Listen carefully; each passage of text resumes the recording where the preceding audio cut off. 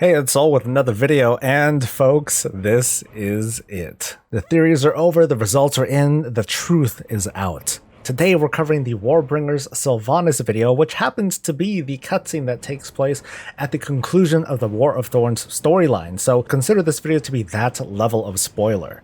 If you haven't seen the cinematic already, get out of here, check out the link below. I have it right there for you to see, and once you're done, come right on back.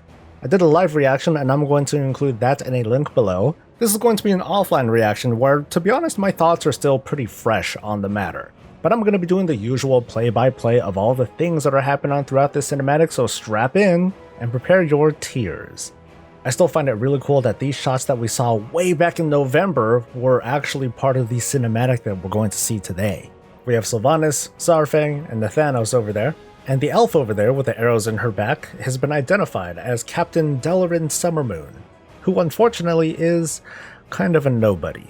But it would have been a little bit more controversial if this ended up being some other character, like a storied character that people know. And if she had died in this kind of conflict, then yeah, I think people would be pretty pissed. She gives orders here to help secure the beach and prepare to invade the tree. This is significant because at this point, Sylvanas is pretty much won. Malfurion is presumed dead, although I don't know if she knows that or not, and basically, despite a couple of setbacks, everything is going according to plan. Delarin Summermoon makes herself known, although she's not really going anywhere. Delarin asks Sylvanas why.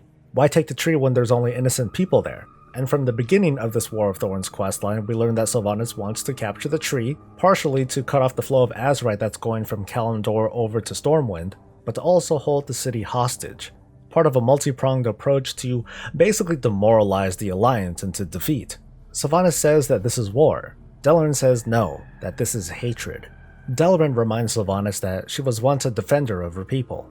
And from that we start to learn a little bit more of what's going on in Sylvanas' head. And for some reason, Sylvanas remembers herself as being a fool. We go into Sylvanas' past, where she has a little bit more life and a little bit less clothes. The emotional draw of mother and child appears, a foreshadow of the tragedy to come.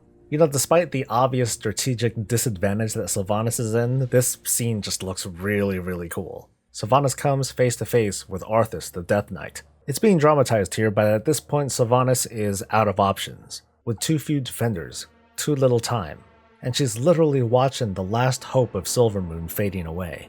So what do? You go YOLO, double YOLO, and again, until she can no more. And with a single strike from Frostmourne, everything changes, least of all being her death. Now we know the truth of this eye makeup, that it's actually a scar. Imagine if you had a scar like this. You're quite literally branded with your own tears. Tears of despair and lost hope, and you've got to look at this every single day. That's got to be a constant reminder of your torment, that everything has been taken away from you. This is, in my opinion, one of the worst things that could ever happen to a person. Not only do you die, you get your spirit ripped out of you, you look at your city, defenseless, you see the results of your failure, and not only is your spirit ripped out, it's taken over by this Death Knight, and you're left under his thrall. Now that's heavy, and in Warcraft we've seen lots of terrible things happen. But imagine that you're being controlled against your will, and yet you're witness to all these atrocities that you're committing. Life is pain. Hope fails, she says. But Sylvanas ends by asserting to Delarin that now you understand. But here's the thing though, I still don't understand. And for those of you who have had conversations with me about what is evil, I've had a kind of twisted definition that part of what helps defining someone as an evil character involves not being able to understand them, that the motivations behind their actions are illogical. And if the reasoning isn't logical, if it doesn't make sense, then there's no other choice but to think that, well, this person's twisted in the head. Maybe they're evil. And smiling doesn't help Sylvanas. God.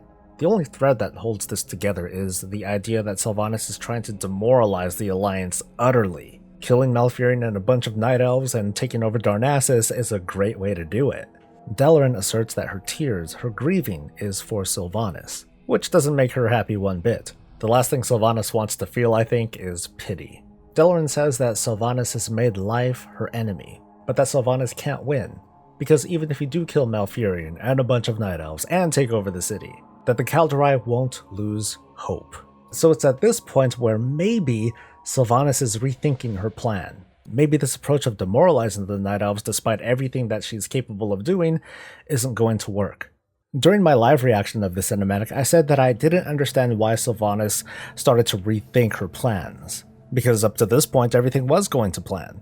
But talking to Delaran changed that.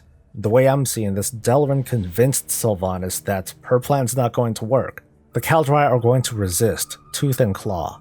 That just invading Teldrassil and Darnassus is going to be too costly. Delaran said to Sylvanas, "You cannot kill hope." And all of these thoughts go through Sylvanas' head so quickly, she simply looks back and whispers her reply. "Can't I?" I think at this point Delaran's like, oh crap, what have I done? I don't think it's necessarily Delaran's fault, but her bravado seems to have provoked Sylvanas. This is where Sylvanas repositions Delaran to take a look. One last look. I mean, look at the despair on her face. If she didn't say anything, there's a pretty good chance that the Horde could have broken themselves trying to take over Darnassus, because that's harder to do than, say, destroying it. So you can kind of sort of thank Delaran for helping Sylvanas change her strategy. So it's not quite as uncharacteristic as I thought it was going to be in my initial reaction. Sylvanas is a military commander. She doesn't just play the battle, she plays the war. What's going to be the more effective thing? If occupying Darnassus isn't in fact going to work, well then you might as well burn it. Now Thanos is like, wait, what? Total deer in headlights. He's obviously not on top of what Sylvanas is thinking. But without a word, off he goes, given the order to arm the most powerful freaking demolishers in Warcraft history. This is probably the thing that I like least about this cinematic. It's the method at which Teldrassil burns. You gotta realize that Teldrassil should be really, really far away, well outside of catapult range. And yet here we go with the most improbable but predictable way that the tree burns. It's not some Azerite chain reaction, it's not an Azerite fruit tree. It's good old conventional weaponry and unconventional physics. Even Delaran's probably like, what the heck, I didn't know demolishers can do that? But that's how it happens.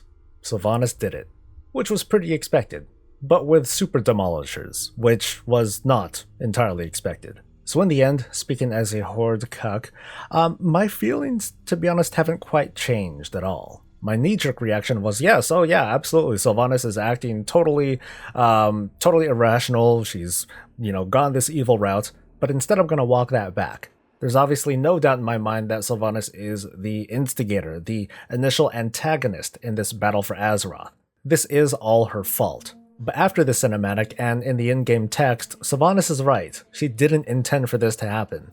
She didn't intend for a full-on war to occur, simply a decisive battle and an occupation, in the hopes that this would suppress the Alliance. Instead, after her conversation with Delaran, the strategist inside her said that it would be too costly to occupy Darnassus, so only two choices are available to her. One was to pack up and go home, warn the Alliance and the Kaldrai that she can smash them at any time if they mess around with her, which I think would have been a decent strategy if diplomacy actually works in the Warcraft universe, but it never does. And on top of that, if Sylvanas was to retreat now, that probably wouldn't make her look very good as a war chief. So Sylvanas went the other route, displacing the Kaldrai entirely by destroying Darnassus and Teldrassil. She threw the first punch in this battle for Azeroth, and in that punch, she totally followed through. One thing that I'm glad for about the cinematic, with the truths that were revealed and the theories that were dispelled, is that Sylvanas acted entirely on her own. At least, that's what we think so far. She decided to enact on this plan. Misdirect the Alliance to go south, take over Ashenvale, push into Darkshore, all the way to the base of Teldrassil. She decided to destroy the tree. Not because of pure malice, although malice is a really, really big part of it, but because she decided it's a better strategy than trying to occupy the city. And it makes sense in hindsight. How do you occupy Darnassus? It's huge, and it's the home of the Kaldrai, the Night Elves, stealthy elves.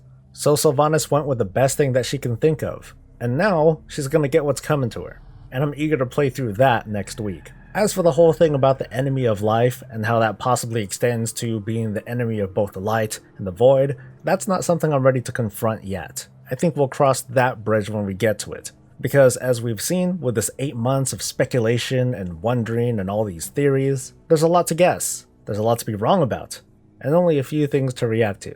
Anyway, that wraps up my recap and analysis, and I'd love to know what you guys think. Did Sylvanas make the right decision with burning down Teldrassil? Or is she just straight up evil through and through? I'd love to hear your thoughts in the comment below, and I implore you, please, try to keep things civil. Anyway, stay tuned for the third and final Warbringers coverage that's going to happen next week with Ashara.